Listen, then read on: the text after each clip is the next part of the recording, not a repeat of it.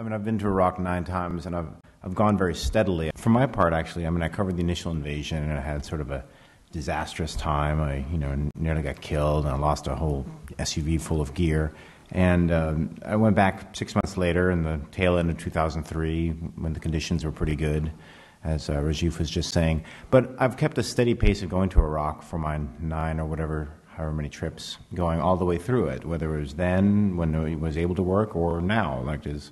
I've gone, roughly speaking, every 6 months for about 6 weeks.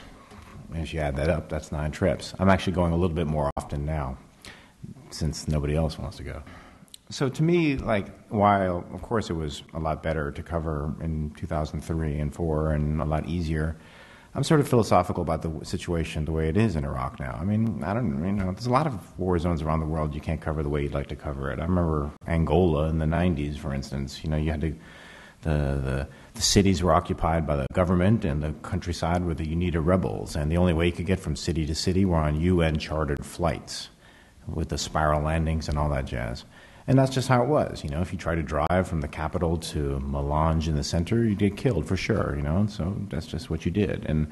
And to me, it is, there's 160,000 plus U.S. troops in Iraq, and that's a massive story of our time, as John was saying. And to me, it's just it's not really up to me to really, philosophize about how I wish the conditions on the ground were for journalists and things. I mean, I can talk about how I wish it was, but to me, the most important thing is just figuring out a way to cover it, which is what war journalists do all over the world. So at the same time, while it's frustrating, I still think it's important to cover, and I've been kind of disappointed, actually, about how few people want to go, not just by the organizations, which of course, are limited, but even just personally, a lot of the newspapers can't find people to go to Iraq.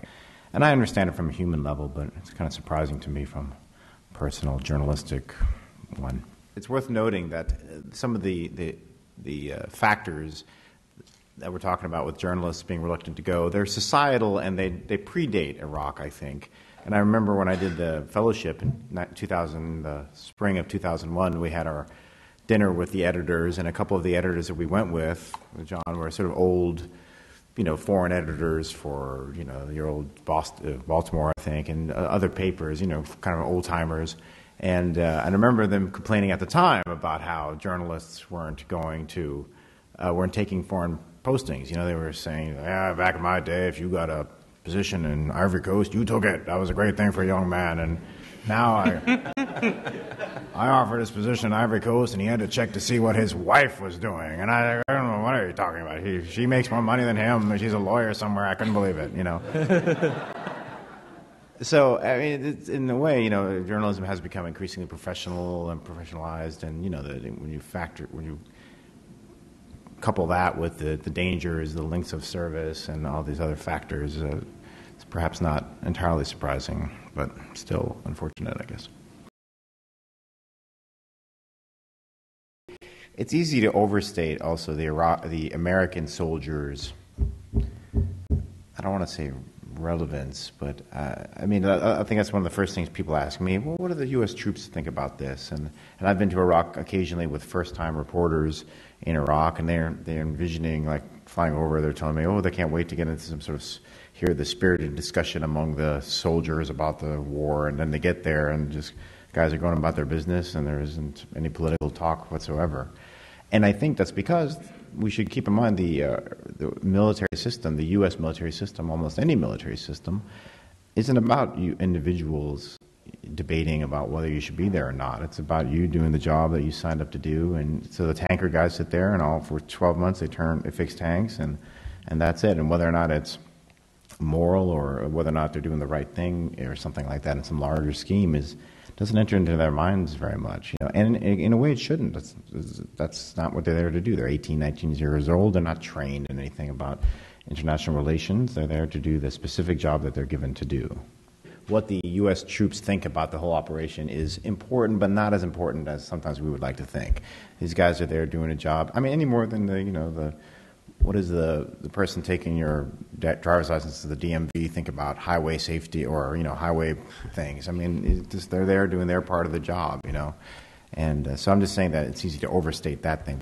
make no mistake, the embed program has been an unbelievable success, as Quil was saying. I mean, people who question it, oh, or do you get too close to the troops, or, oh, they don't let you shoot dead bodies because you sign some piece of paper.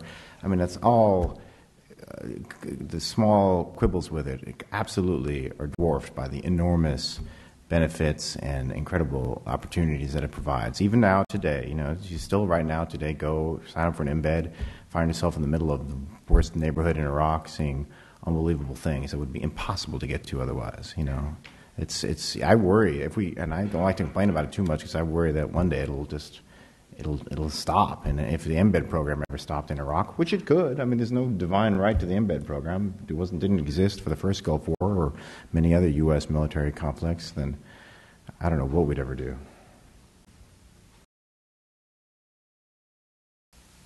Something that does fascinate me actually is the real realities of Iraqi culture, especially in sort of Islamic culture, Sharia courts. I mean, you always hear these sort of rumors about, or sometimes not so much rumors about Islamic courts being set up in Sadr City, and stonings in the villages, for infidelity, things like that. I mean, I would really like to know what the degree of the sort of Islamic culture exists in Iraq right now, and that's something you couldn't even get too much of that even in 2003 or something, because that's something that's under wraps all through the Muslim world, and that's one thing. And the degree of it, how much of it is fringe and how much of it is mainstream, that's.